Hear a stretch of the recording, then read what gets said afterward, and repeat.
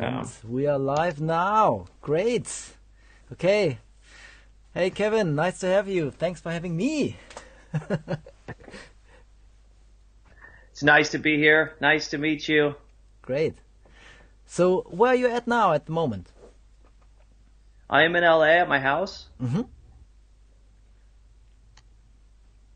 Trying to connect my headphones here. And we got some working connections. Today. Yeah. It will, it's hicking up a bit, but I think that's just how it is, and we have to deal with it today. Okay. Nice one. Okay, so let me introduce you a little bit. We are talking to KJ Sawkas, and I've been following you for years now, I think. You can hear me? Yep, yeah, I can. Okay.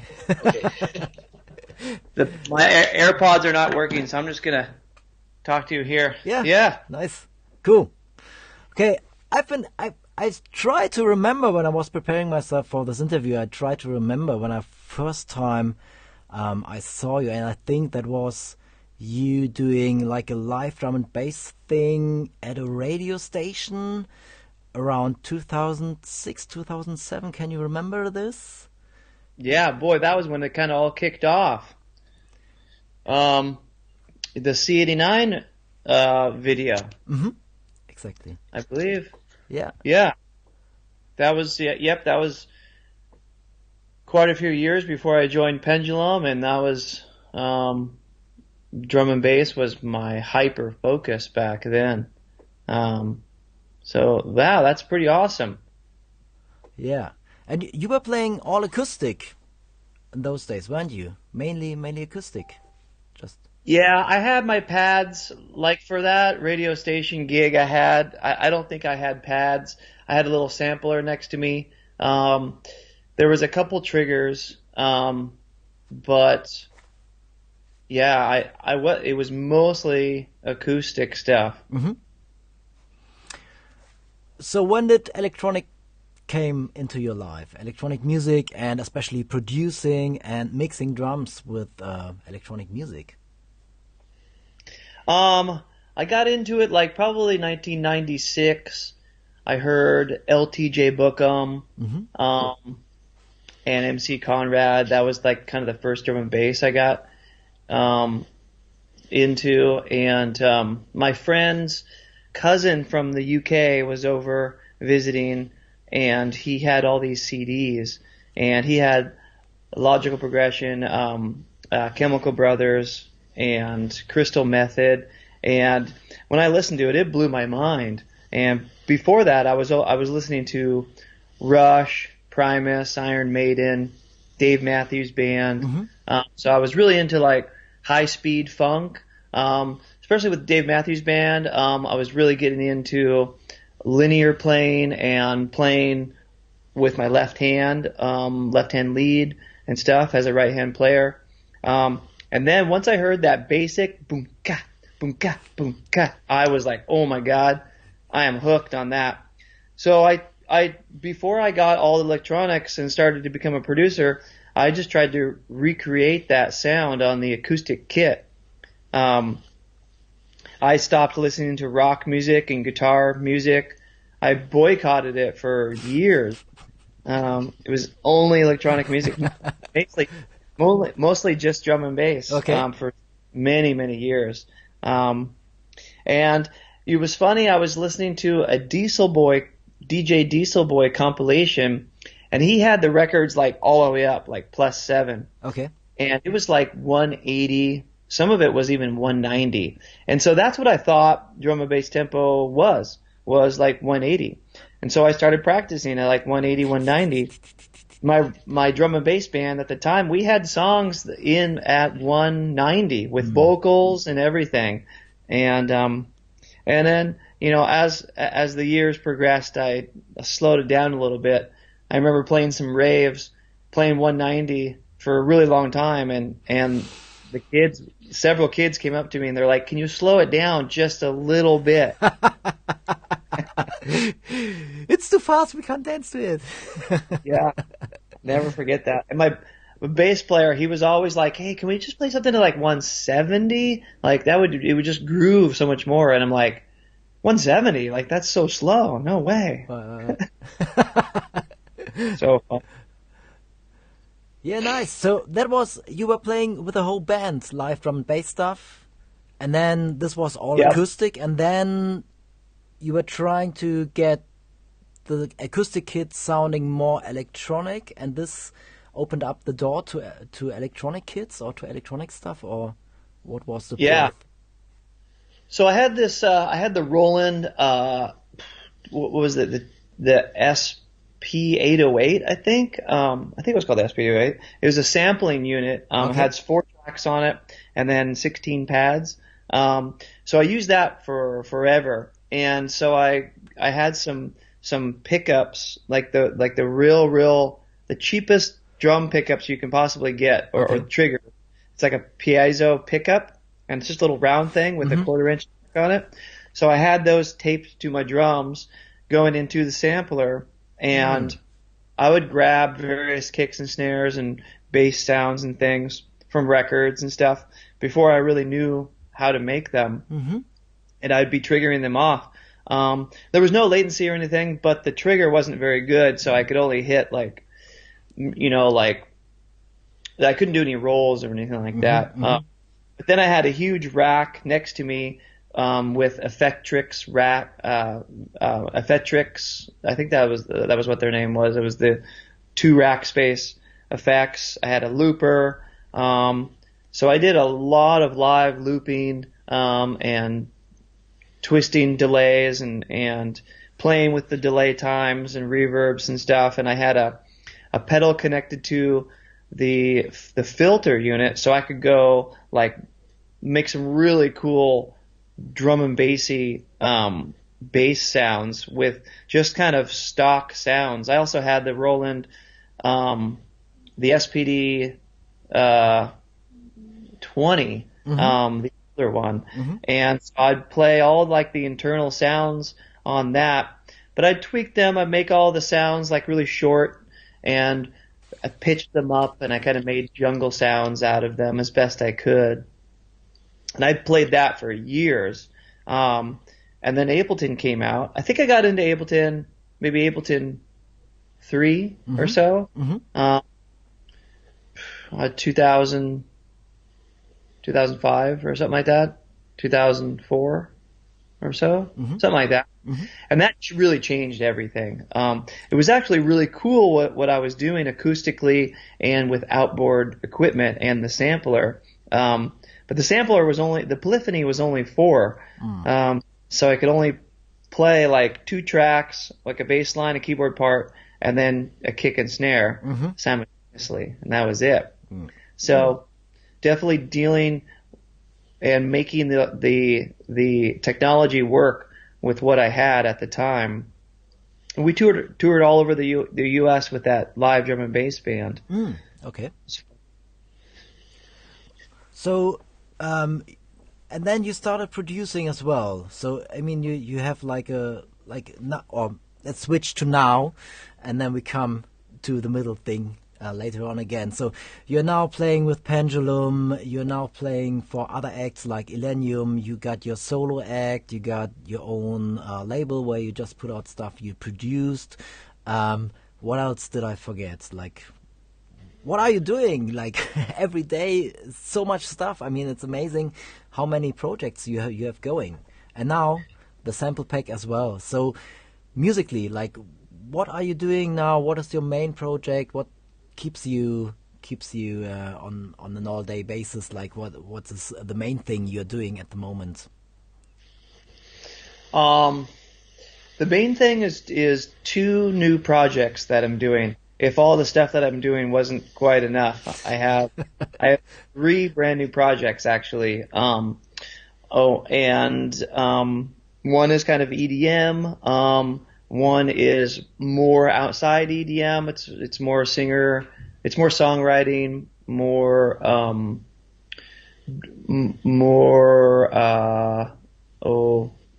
rock influenced. And then there's another one that's more metal influenced. I'm trying to spawn all those this year, and launch all those. That's my main thing. But also I'm trying to keep all the KJ Sawka stuff going, while I do all this. I'm kind of shifting gears, and I'm going to be doing a little less KJ stuff, like DJ gigs and things like that, and Okay. shifting more to these new projects. But Elenium is still in full force. He's been doing a lot of DJ gigs, solo DJ gigs. So this summer, we're not going to be doing very many live band stuff.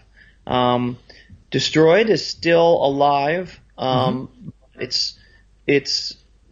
not sure when we're going to kind of spark that up again. We're kind of in hiatus. Pendulum is alive and breathing, and we'll start ramping it back up towards the end of the year in fall time. And boy, my day to day is pretty crazy, with all these things. But a lot of the bands, that are on hiatus, I don't have to do a whole lot as far as day to day. So some of my biggest stuff that keeps me occupied day in and day out are these loop packs, which is a big reason for this interview. And they keep me very busy, actually. I'm sitting on 6 pretty much done loop packs right now, and I have, I think I have 6 released, available. So it's fun. I make all these recordings, and I do all these recordings for various projects, and I just have all these drums that are really well produced and really well recorded sitting around. I'm like, I need to do something with these. And so, I'm turning them all into sample packs. Great. Okay. So this is, the interview started because I wanted to interview you about the sample pack you just released for Ableton, and for Ableton Live, and Ableton is your distribution for that. So tell us a little bit about that. Why did you make a pack just for Ableton? It's your second pack, so with making it just for Ableton Live, it's in the format of Ableton Live. You could have picked another format like Contact Player or something else, which would have been more cross-platform, for different doors as well. So why did you go with Ableton on this? What was the process, and what was the decision to go this direction? So 10 years ago, I made a pack for Ableton called Mad Beatz, and ever since then, the pack did really well. It was their biggest pack on their website. It was a free pack, and it's still available. It's still available, and it's on my website, and it's on their website. So the packs are on the very top. Are the new released packs. My pack is right there. And then if you scroll all the way down to almost the bottom, my pack, Mad Beatz, is down there. 10 years ago. It's pretty amazing. And so when they asked me to make that pack 10 years ago, I was also doing some Ableton clinics and stuff and workshops. Mm-hmm. People were really kind of in awe of what you could do with Ableton 10 years ago. Taking the studio to the main stage and looping. Looping was a really big thing back then.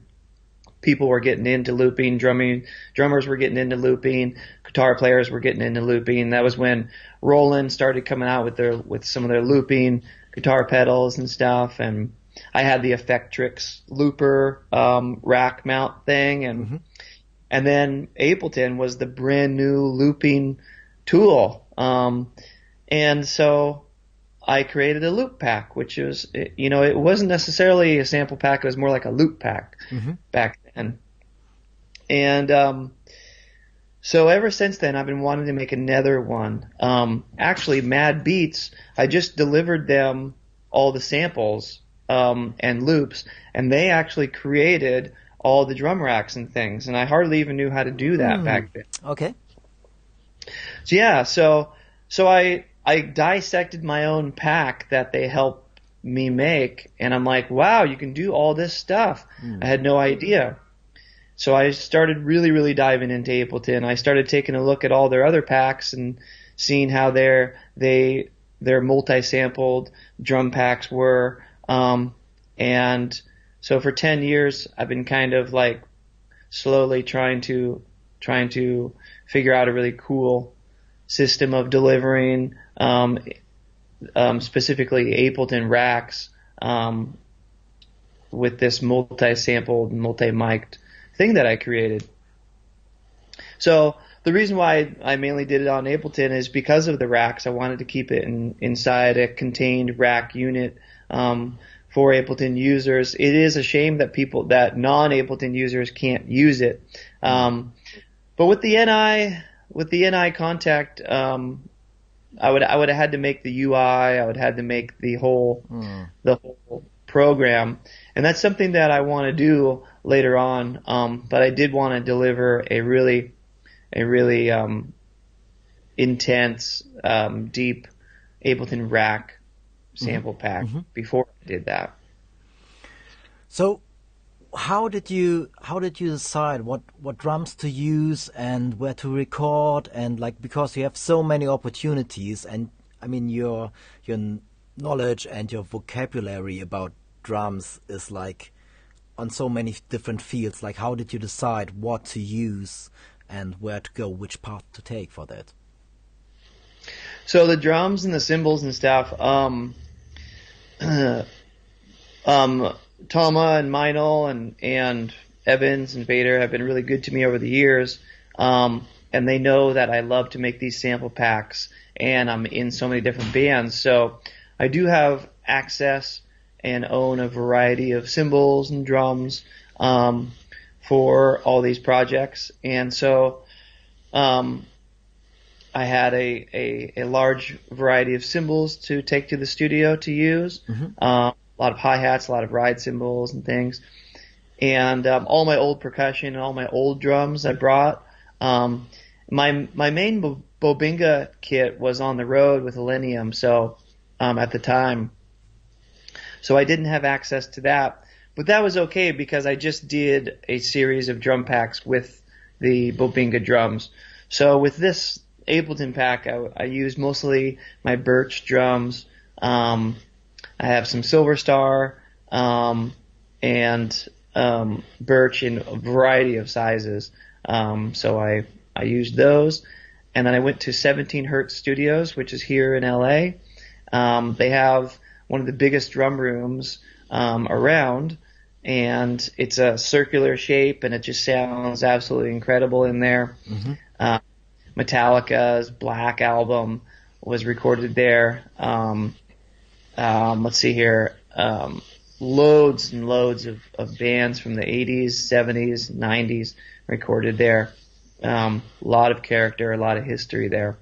So I recorded my Fear the Rock loop and sample pack with Set Living King there, and I got to know the guys and the engineers and stuff, and so that's where I wanted to do it again for this pack. And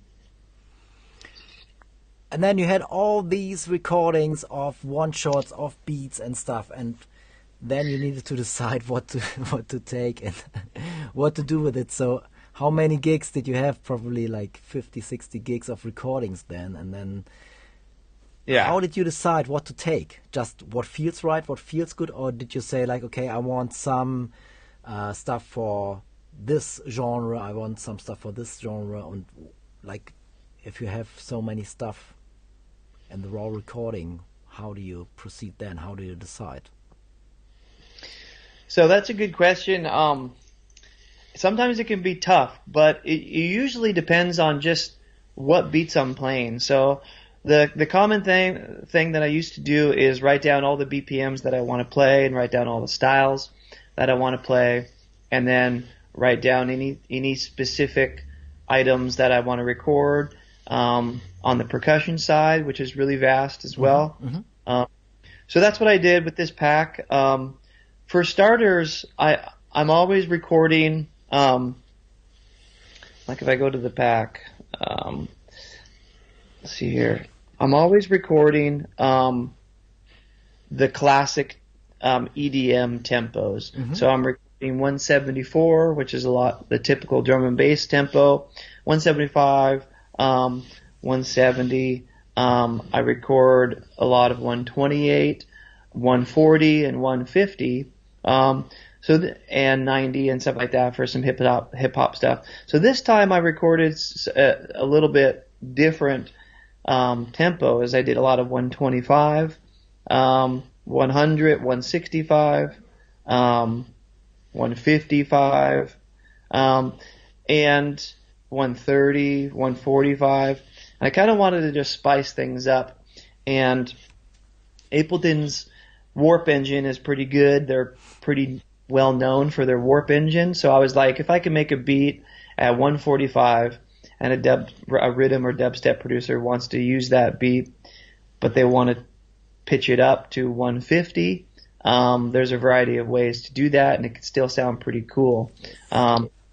So that was kind of some of my intentions going into the studio. Plus Traeger, who helped out a great deal during the session. He goes on the road with me and stuff, and he helps me chop up loops.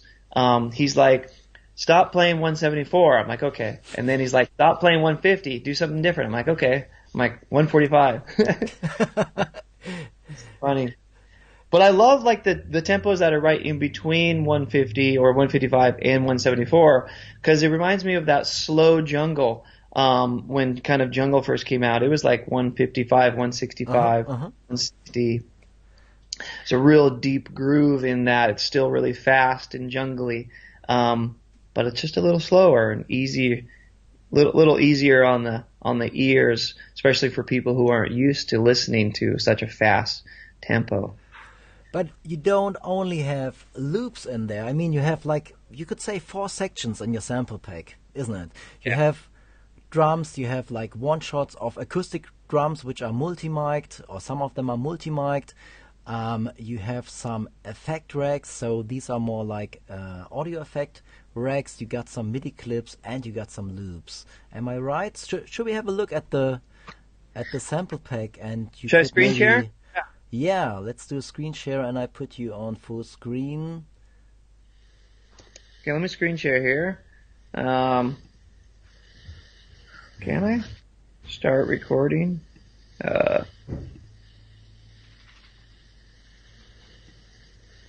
Let's see here. I find this.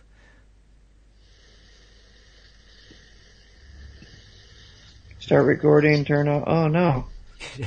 No recording. Screen share. Oh, it's different. There you go. You got it? There we go. And okay, can you see my screen now? No, not yet. Okay, you should be able to. Okay. Skype, no. Oh, I gotta get. Oh, start sharing. There we go. Start sharing. See if that works. There we go. All right. Nice one. Okay, let me get my logo out of the way. Yeah, cool. Okay, so I got a brand new session open, and if you download the pack, you go to the packs, and my Matter Beatz is right here. And so here it is. It starts off with demo songs, and these are just demo songs. You can hear. Mm-hmm.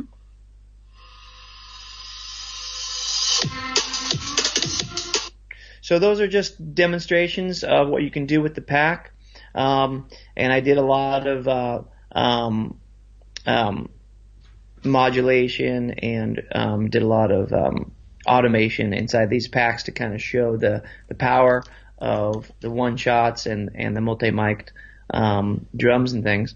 So then it goes to drums. I was going back with Ableton team a lot to try to figure out the best proper names for these. And I learned a lot, and they learned a lot, and it was a really, really cool process.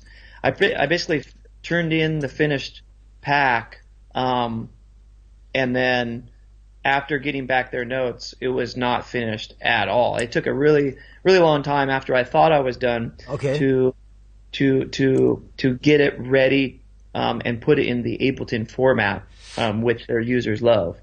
Right. And the biggest thing actually was naming. I had all these names, different names, and when I changed the name, it would mess up my rack because the multi-sampled racks are trying to find a sample that has a specific name, and so when I changed the name, it would be like, where is this sample? So there was a lot of running around doing that, but in the end, I'm really, really happy with the way it turned out and the way the file names look. Right. So in drums, you have multi-sampled and one-shots, and multi-sampled is multi-sampled, which is, here I'll go to something simple like crash, and so multi-sample is an overhead mic and a room mic. This is a multi-mic'd multi-sampled. So here is the basic. So the only way you can look at this. So I made all these inside samplers, but I had to switch it right here from a sampler to a simpler for Ableton Lite users. Right. Okay, that's why. Yeah. So here's the classic multi-sampled sample and what it looks like from a low velocity hit to a powerful velocity hit. And so that's what they're all comprised of. I could open up, let's see here. I'll open up a snare, which is the exciting ones. These are some of my favorite ones. So this is a multi-velocity and multi-mic'd instrument. And if I open this up to a simpler, here's all the hits. And then here's what it looks like. So what's cool is that here's the regular snare drum. As I go down here, it goes up, and some of them are a little lower and stuff, and it's kind of adds to the human the human element, like that one.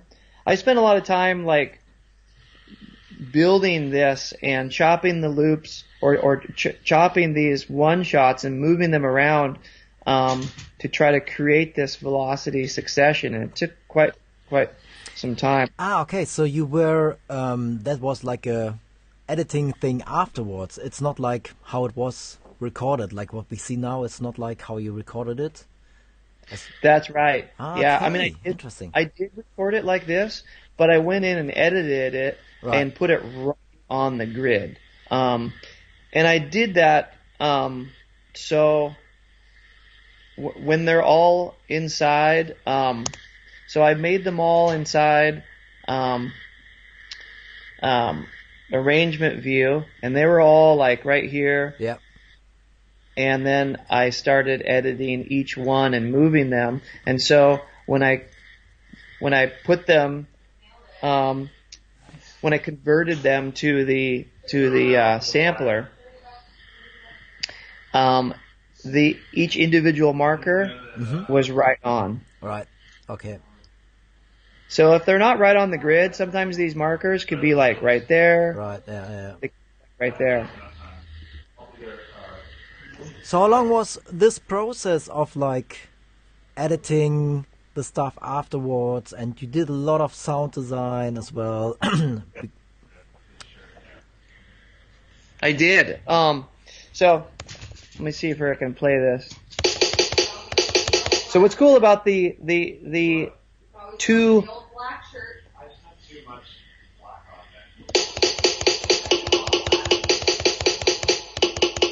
So what's cool about this one, there's another snare in there, is right here, the snare is off. My keyboard's not multi-velocity. Yeah, of course. So that one, the snare is off, which is hitting these notes, and here the snare is on. And that's something that I have seen in PAC. Nice. But I thought it was pretty cool. You have to dive in pretty good to see some of this. And then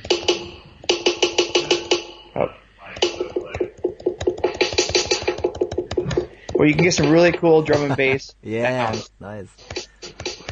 Like if you like that.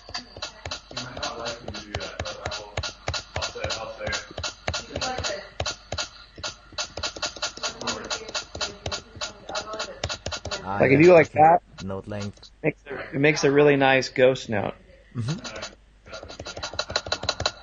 So Yeah, it's pretty detailed. I mean, I made this just quick review and just a quick run through on the day you released the pack. So and just by this 20 minutes you can see like there was so much stuff in there, and you made so many nice macro controls and stuff. So this must have taken you like ages to get it all into this format. I mean, Took a long time. took a long time. And I bas- yes, yeah. please? You first. When I sent in the final pack, and they sent me their notes, I kind of remade the entire pack. Wow. Like several times. Wow. And I learned so much, and it was that was the coolest thing for me is the whole process of working with them closely, and they learned a lot actually too. They're like, we've never seen anyone put the like for instance, I kind of created this chassis for the effects, which are right here, but the effects are actually they're in the back here, right here. Yeah. So normally this effect unit would be behind the instrument. Yeah. So this instrument would normally be in front. Right. So all I did was create an instrument rack with a space in the middle. Well, I created this one first, the Warlock. Okay. Let's have a look. Let's throw this in here. And then what I did, so here's the Warlock, the whole thing. What I did was I erased it. And so now all these effects are still connected. And so then I get you. I just drug in another drum rack, Yeah. and I started working with these multi-sample drum racks. And what's nice is these effects are still connected, so it's like a chassis, I call it. Yeah. Great. I included that chassis inside the pack in effect racks. Where is it at here? Where's the chassis?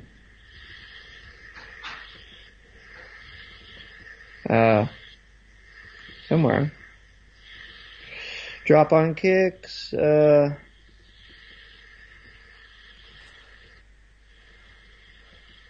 was one saying the end effect rack. Maybe that's the one. No. Oh. Okay. Where's it at? Must be somewhere. Maybe. I guess it didn't get included. Ha!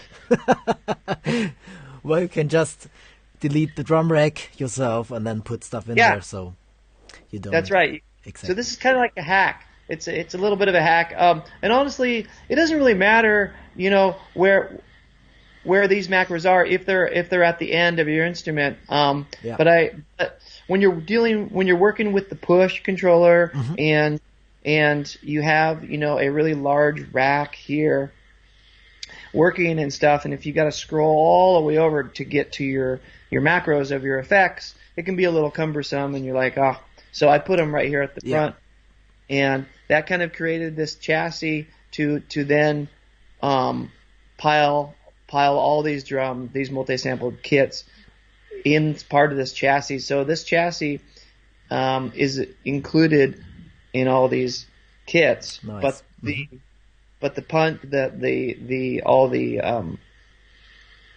all the settings are slightly different. Interesting. You said something, or you commented something on the review I did. You said like in the MIDI clips you have some automations in there as well. Did I get you right? That's right. So the classic thing that you would do is, let's see here, hold on. So if I wanted to grab this big kit, let's say, let's close all these. So if I wanted to grab the big kit, so here's the kit.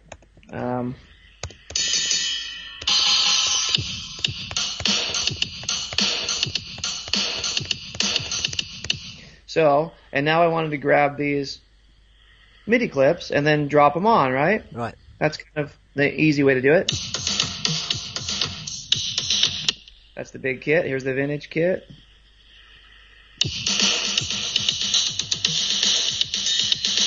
Okay, so you hear the way that sounds? Yep. Well, it's not supposed to sound that way. What you're supposed to do is drag this onto its own thing. Mm-hmm. Now, this is the way it's supposed to sound. Oh, here, let's go to 100. This is truly the way it's supposed to sound. Right, get you. So all these settings here, for every single ALC, are different. Mm-hmm. So that's what's really exciting. And the Ableton team, they're like, we never do that. And so every time I change the name or change some sort of setting, I'd have to go in here and I would have to drag the ALC file back in with the appropriate settings. Because if you change the tempo or anything like this, 131, 144, and then I drag this ALC file inside here, it'll keep all those settings. Right. That's the beauty of the ALC file. Making this pack, I really understood the sheer strength of the ALC file. Mm-hmm. So here's another one. If I go to Junk Hype Kit, so this is the best way to drag these in. Right. Oh, it's supposed to be 170. Oops.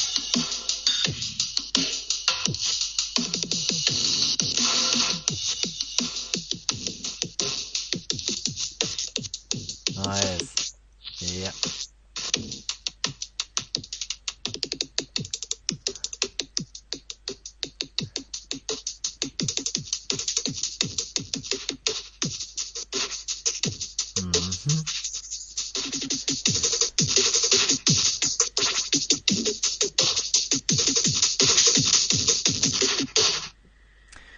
Yeah. Very nice. So just for people who are watching, maybe are watching this video and don't understand, if you are dragging it onto a new clip, it will load the kit the beat was programmed for, plus a lot of presets on the macros which are meant for this.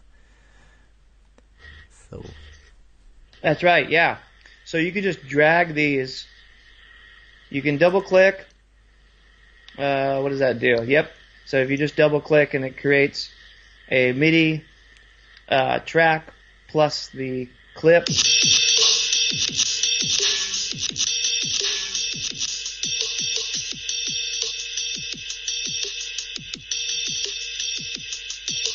Like right here, the right cymbal is not connected to the sample.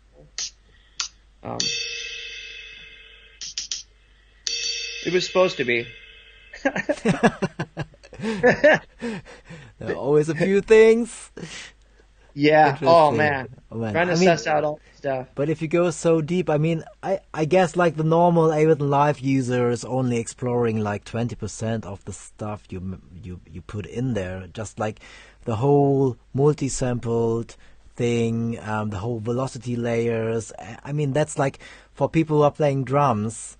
Obviously, that's like common knowledge. But for people who are just producing electronic music, having different layers of samples, multi-sampled layers in there for the different velocities is a whole different thing, actually. Definitely. And this one's really dope too, the Mind Control. This is a legacy because I've included something very similar in my 80 by 80 pack. So, let's see here, this one.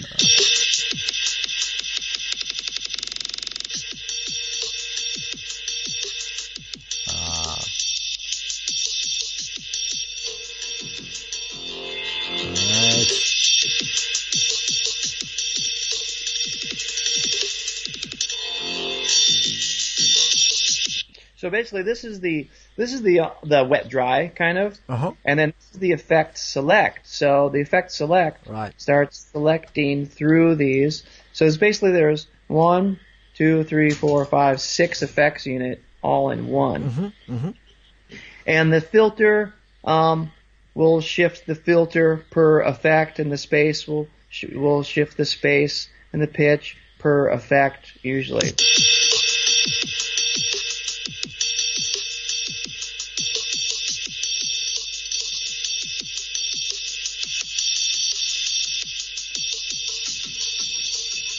Yes.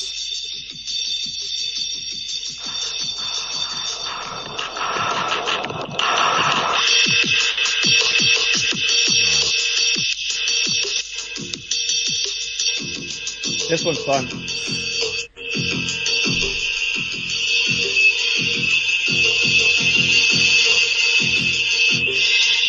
Yeah. That was kind of fun.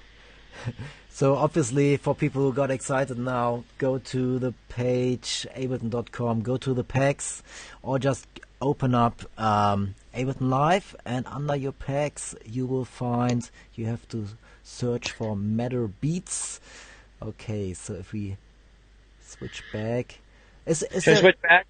Yeah, let's switch back and have a few more chat. Yeah, there we go. Perfect. Okay. So there, am I right? There is a little free taster pack as well, isn't there? Or do people? Yeah. Yeah, there is. Yep. So obviously now the sound was through your through the speakers from your MacBook Pro, so the sound wasn't like that good, but it gave people an idea of what's happening there or what's possible with your pack. So people can just get a taster pack and can check it out, and then if they like it, they can buy the whole thing, isn't it? Oh, definitely. Yeah, there's the light version, which is free, and it gives you a demo song, and that gives you one multi-sampled drum hit. It gives you one multi-sampled drum kit. It gives you one-shot kit. It gives you several effect racks.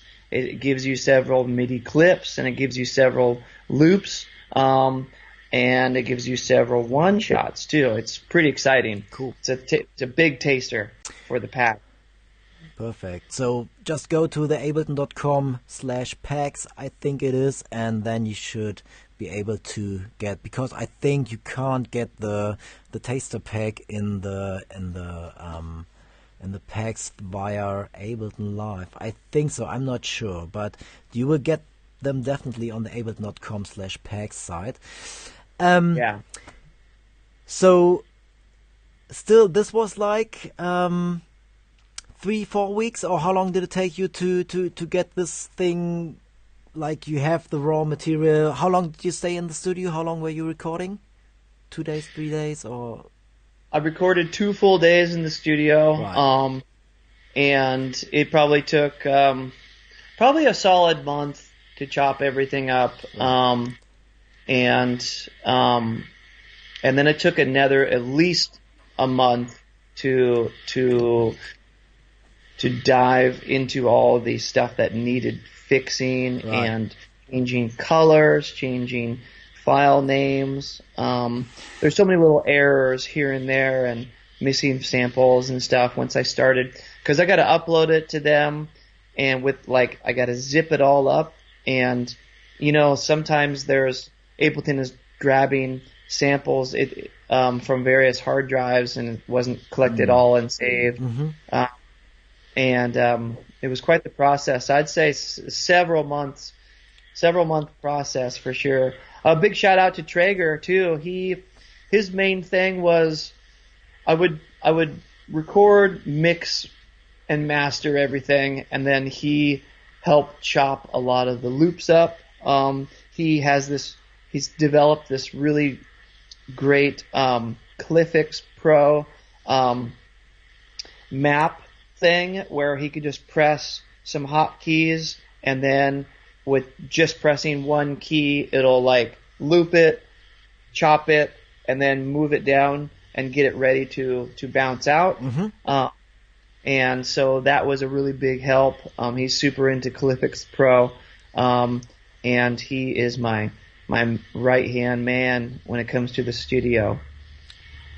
Perfect. Yeah, I saw this picture from you like a few months ago where you guys were working on it, and you had like 4 iPads or something sitting there with a Touch OSC template for like all your commands you were running to Cliffix, to Ableton Live, to Cliffix, to automate stuff there. It looked really exciting and just really like, really interesting way to do some editing in Ableton Live as well, to use Cliffix just to automate stuff. And you probably have some, a lot of things you needed to chop and to put into a certain folder and to get somewhere. Oh man, yeah. The file management and the file organizing on this pack was pretty detailed.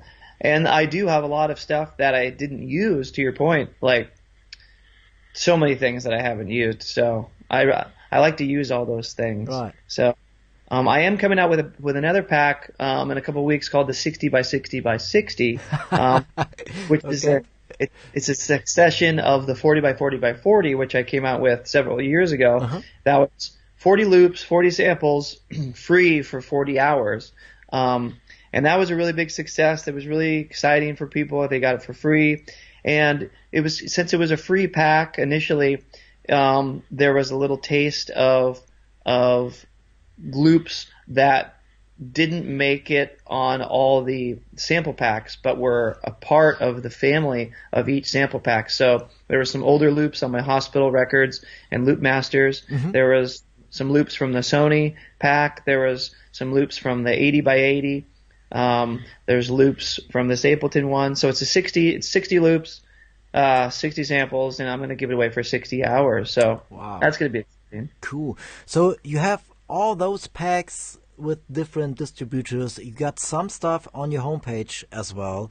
Is there one place where you can find all the stuff you made and have a click through, or do you have to go to different places and check it out? If people just found out about you now and are really interested to find out more sample packs or different stuff, where should they go? Go to kjsawka.com. That's KJSAWKA, and click on packs, and all the packs are there. Perfect. Cool. I have one more question, which is coming from Sergio. He just joined the interview, but have you talked about the nested drum racks? He's asking. I'm not sure. Nested drum racks? If he's just interested about nested drum racks generally, or maybe you could specify, Sergio, or maybe you just have an idea of what he's talking about, or you might want to have a... Yeah, he might be talking about the super kits where there's drum racks nested inside the drum racks. Ah, okay. Interesting. Show us. Okay. Yeah, let me screen share again, because the super kits are very, very exciting. Let me know when it's on. Yeah, it's on. Okay, cool. So you go inside in Matter Beatz, and here's Matter Beatz. You go into drums, you go into multi-sampled, and then here's all the drum hits. Right. But here's the super kits. Okay. So the super kits are comprised of all these multi-sampled kits. Mm-hmm. So let's open up Super Kit 1. These are the biggest CPU hogs too. So right. Let's see here. Where is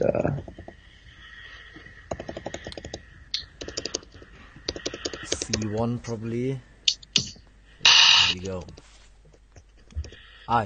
There we go.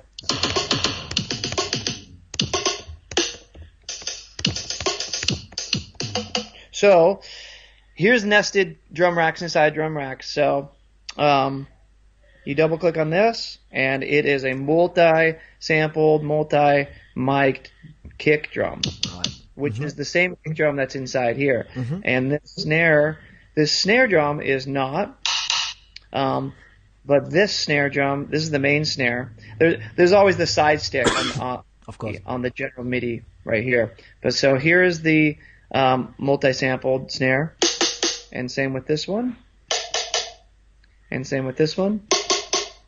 And this tom is a regular tom. This hi-hat is multi-sampled. This floor tom is multi-sampled. This floor as well. Most of them are multi-sampled. and then you have a few solo one shots here. Even this ride is multi-sampled. Nice. So there you go. I think that might be his question with the racks nested inside a rack. Yeah.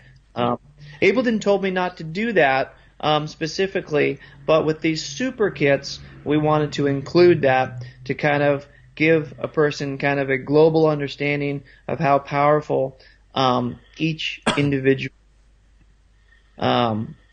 hit was and what you could do. You can, like, the sky is the limit. You can do anything with this. One of my things that I thought, I was like, man, I kind of made Superior Drummer for Ableton.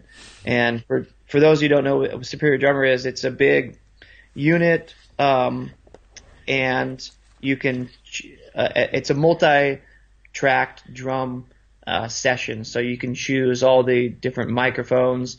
You can have volume control for all the different microphone levels and everything. You can swap out drum heads and all kinds of fun stuff. This is kind of a Superior Drummer for Ableton, but I'm already thinking about the next the next Matter Beatz already. So still keeping CPU in mind too. You know, like a lot of times I'll start building a song with one of these, and then I'll end up just freezing and flattening it, and then saving out. Yeah, but to be honest, I'm a bit surprised that Ableton said you shouldn't use it this way, because their session drums, they have a multi-mic session drums, like I think it's about 10 kits in their stock library, which is multi-mic'd as well. Yeah, that's a really old pack. So a lot of the things that they told me in kind of rules for creating packs and stuff, you can. I went in and started trying to find a pack that had applied these rules, and sometimes it's hard to find. So they have developed these rules for CPU ease and just looks, you know, like certain color arrangements and everything. They would like everything lowercase and stuff. At first, my whole pack was uppercase, right. like every. So I had to change everything. No. That took so much time. Okay. But I like the way it looks now. Yeah. I like it look in lowercase. Like, where's some of my other packs? I don't know if I have them on this computer. Right, okay. They're on a different hard drive. Yeah, but cool. Yeah, but so you found Yeah, out... see? Here's all my packs. Everything's capped. Yeah. Oh, there's one thing, too. There's an Easter egg I'll tell you guys. If you guys don't already know, inside the pack, if you go into the demo song, I think this is the main one, yeah. So open up this demo song. There's a few basses in here that you can utilize, which is cool right here. I made some basses, but I only made 4 of them, and so we decided to take them out. But these are pretty cool. And then this one.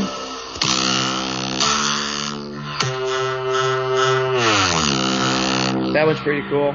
And so inside this demo song, there's a lot of really cool stuff. If someone's kind of trying to figure out side chaining, trying to figure out EQ, everything's EQ'd pretty properly. And then I have a master chain on here that utilizes the quick filter effect. It utilizes the quick clip master. And the Go Far Away rack, which is also in the effects, I believe. Go Far Away. The Go Far Away one is definitely really cool. Oh, there's the parallel compression, which is really exciting too. If you guys are unfamiliar and want to know more about the pack, this is really cool. You right click and you go show.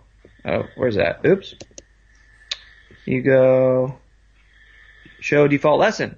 So here it is. here's the picture, and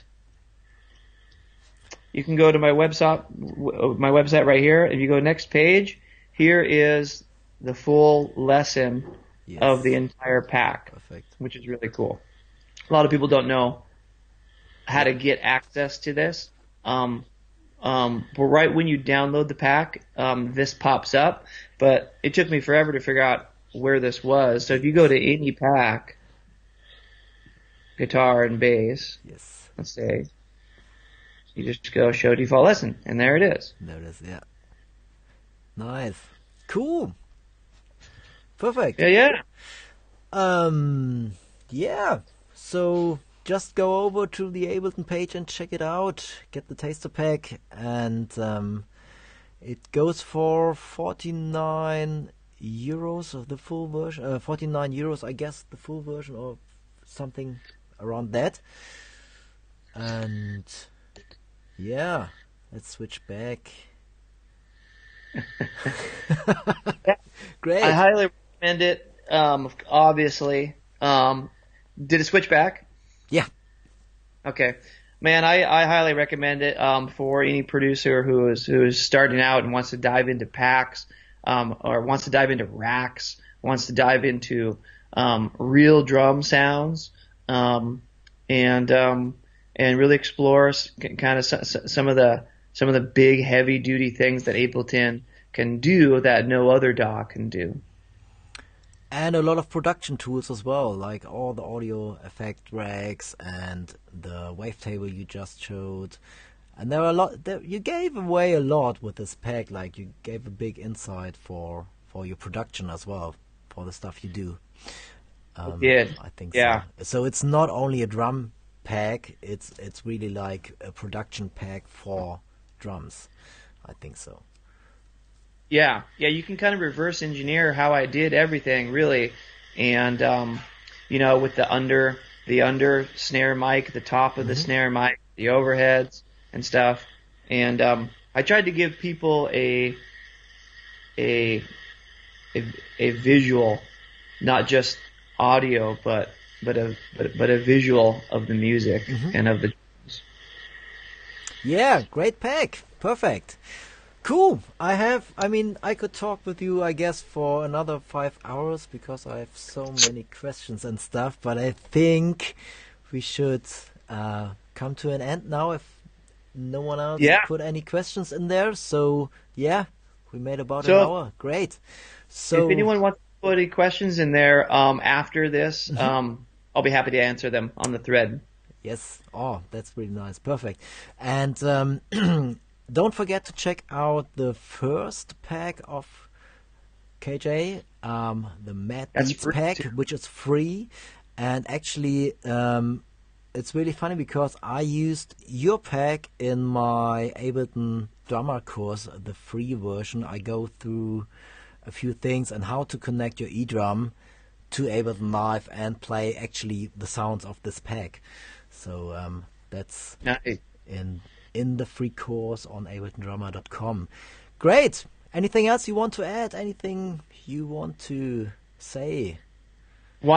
You should do a course on the Matter Beatz. Plug that into your drum brain.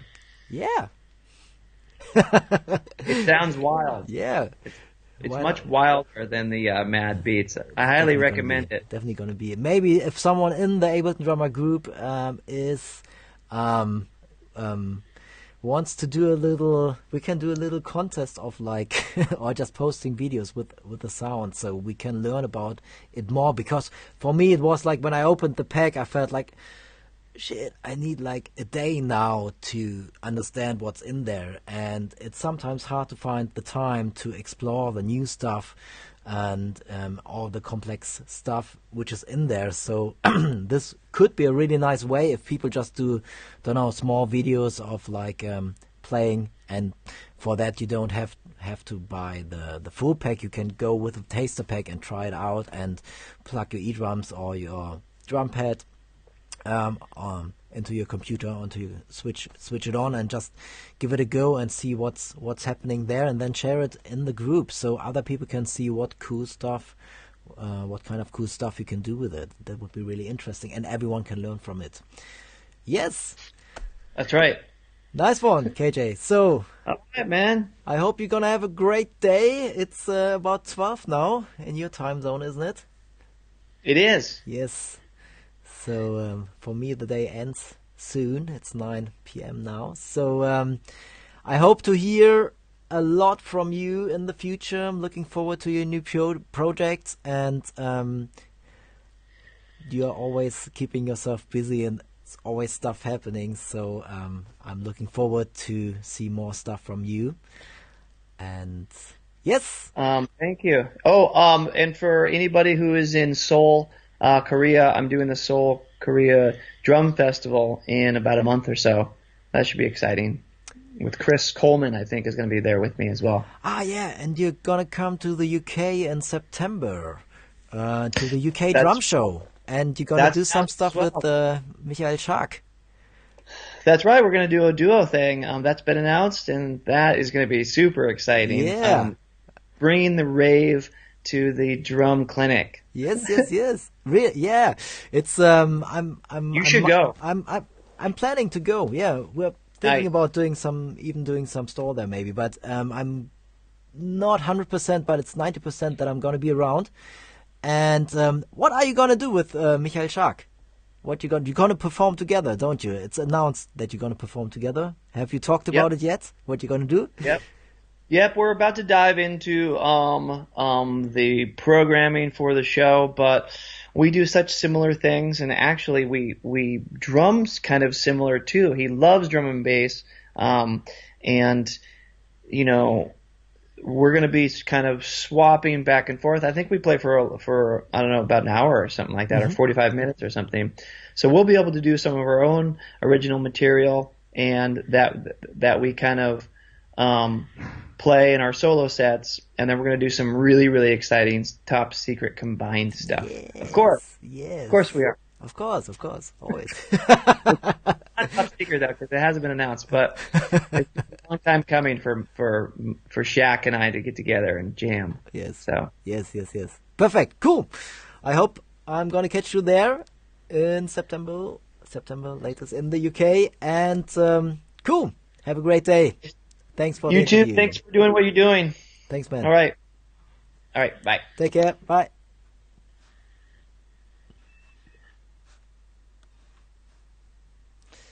Okay, so that was it for today. And as you heard, KJ said, if you have any more questions, just post them below.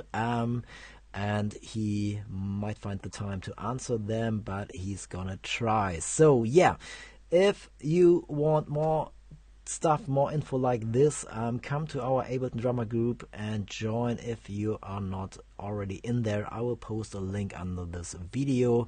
There's more stuff about Ableton Live and drumming on my blog, which is www.abletondrummer.com, and you have a few courses for people who want to know how they can start with electronic drums and Ableton Live, and for other fields as well, how you can make use of your playing velocity and trigger your lights with it, or trigger VJ effects and all that stuff.